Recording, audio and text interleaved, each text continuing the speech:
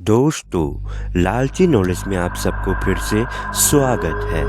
2025 में Los Angeles में हुआ जंगल की आग एक गंभीर प्राकृतिक आपदा थी, जिसने न केवल पर्यावरण को बड़ी नुकसान पहुंचाया बल्कि हजारों लोगों को प्रभावित किया। इस आग ने लॉस एंजलिस और उसके आसपास के क्षेत्र में तबाही मचाई और इसके कारण कई लोग अपने घरों से बेघर हो गए। ये वाइल्ड लाइफ कैलिफोर्निया के जंगलों में लगी थी, जो अक्सर गर्मी और सूखे के मौसम के कारण होती है, लेकिन इस बार ये घटना भयंकर रूप से अधिक गंभीर हो गया।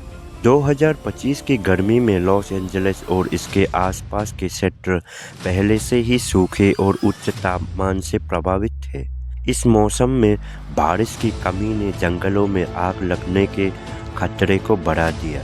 रिपोर्टों के अनुसार आग की शुरुआत एक छोटे से स्थान पर हुई थी, लेकिन तेज हवाओं और सूखी घास के कारण ये बहुत जल्दी फैल गए। आग का फैलाव इतना तेज था कि कई इलाकों को खाली करना पड़ा और लाखों लोग सुरक्षित स्थानों पर शरण लेने के लिए मजबूर हो गए। इस आग के कारण लॉस एंजलिस और आसपास के इलाकों में भारी धुआं फैल गया, जिससे वायु प्रदूषण में अत्यधिक वृद्धि हो गई। ये लगभग 5 लाख एकड़ क्षेत्र में फैल गए और इसे काबू पाने के लिए हजारों फायर फाइटर्स को तैनात किया गया। आग से बचाव के दौरान कई फायर फाइटर्स को चोटें भी आए। इसके अलावा लाखों पेड़ और वन्य जीवों का भी भारी नुकसान हुआ और ये स्थानीय पारिस्थितिकी तंत्र पर दीर्घकालीन प्रभाव डालने वाला है।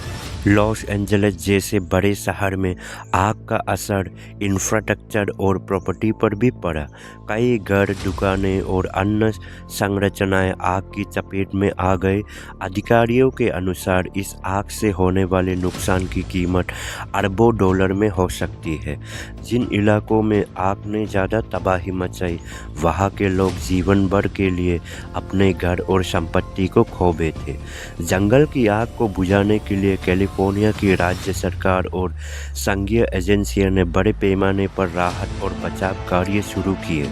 फायर फाइटर्स के साथ साथ पुलिस, मेडिकल टीम और स्थानीय स्वयंसेवक भी मोर्चे पर थे। लोगों को सुरक्षित स्थानों पर ले जाने के लिए इमरजेंसी सेवाएं सक्रिय थी। हेलीकॉप्टर और विमान का उपयोग भी आग पर काबू पाने के लिए किया गया। इसके अलावा ठंडे पानी से आग बुझाने के लिए भी जल विमान भी लगाए गए।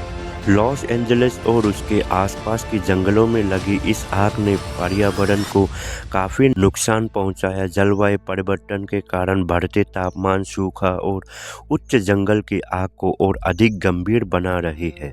आग ने न केवल पेड़ों और वन्य जीवों को नुकसान पहुंचाया बल्कि क्षेत्र के पानी के स्रोतों को भी प्रभावित किया। इससे भविष्य में पानी की किल्लत और भी बढ़ सकती है, जिससे कृषि और स्थानीय समुदायों को कठिनाइयों का सामना करना पड़ेगा। लॉस एंजलिस और कैलिफोर्निया के अन्य क्षेत्रों में जंगलों में आग का इतिहास बहुत ही पुराना है। यहाँ के जंगलों में आग लगने के कई कारण होते हैं, जिनमें प्राकृतिक कारणों से लेकर मानवीय गतिविधियों तक शामिल है।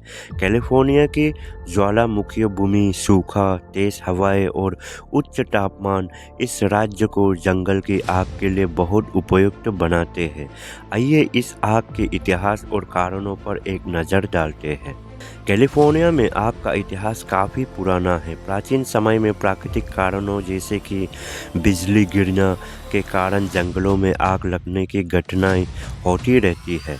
कैलिफोर्निया की भूमि पर पेड़ और वनस्पतियां, विशेष रूप से ओक और चीनी के पेड़, प्राकृतिक रूप से सूखने की प्रक्रिया से गुजरते हैं और जब बिजली गिरती है तो आग लगने की संभावना अधिक होती है। इसके अलावा कैलिफोर्निया के समुद्री तटीय इलाके में ग्रीष्मकाल में हवाएं भी तेज होती है, जो आग के फैलाव में मदद करती है। 19वीं शताब्दी के अंत तक कैलिफोर्निया में जंगलों की आग की घटनाएं आम थी। 1800 के दशक में लॉस एंजलिस ने बड़ी आग की घटनाएं रिकॉर्ड की गई, लेकिन ये पूरी तरह से व्यवस्थित रूप से दर्ज नहीं हुई थी। तब जंगलों में आग का मुख्य कारण प्राकृतिक था, लेकिन धीरे धीरे मानव गतिविधियां जैसे कि जलती हुई आग, तंबाकू और कृषि कार्यों के कारण आग लगने की घटनाएं बढ़ने लगी।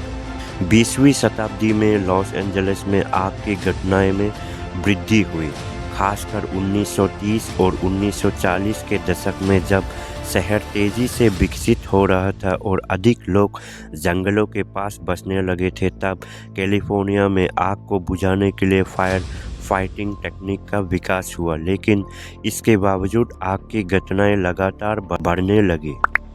1960 के दशक में कैलिफोर्निया में एक बड़ा जंगल की आग, the Cleveland national forest fire, लगी थी, जिसमें कई घर और वन्यजीवी प्रभावित हुए थे। 21वीं शताब्दी में विशेष रूप से पिछले 2 दशकों में लॉस एंजलिस और कैलिफोर्निया के अन्य हिस्सों में जंगल की आग की घटनाएं अत्यधिक बढ़ गई है। इसके प्रमुख कारणों में जलवायु परिवर्तन, सूखा, तेज हवाएं और मानव गतिविधियां शामिल हैं। लॉस एंजलिस और आसपास के क्षेत्रों में सूखा भी एक महत्वपूर्ण कारण है। जब वर्षा कम होती है तो वनस्पतियां सूख जाती है और जलने के लिए आसानी से तैयार हो जाता है। जंगल की आग का एक बड़ा कारण मानव गतिविधियां भी है, जैसे कि आग जलाना, बिजली की लाइनों से स्पार्क निकलना या फिर कैंपिंग के दौरान आग बुझाने में लापरवाही। 1993 का ग्रिफिथ पार्क फायर, ये आग लॉस एंजलिस के प्रसिद्ध ग्रिफिथ पार्क में लगी थी, जिसमें बड़ी संख्या में पेड़ जल गए थे। 2003 का केडर फायर, ये आग कैलिफोर्निया में लगी थी और 2,80,000 एकड़ क्षेत्र को नष्ट कर दिया था। इनमें 15 लोग मारे गए थे और 2,800 घरों को नुकसान हुआ था।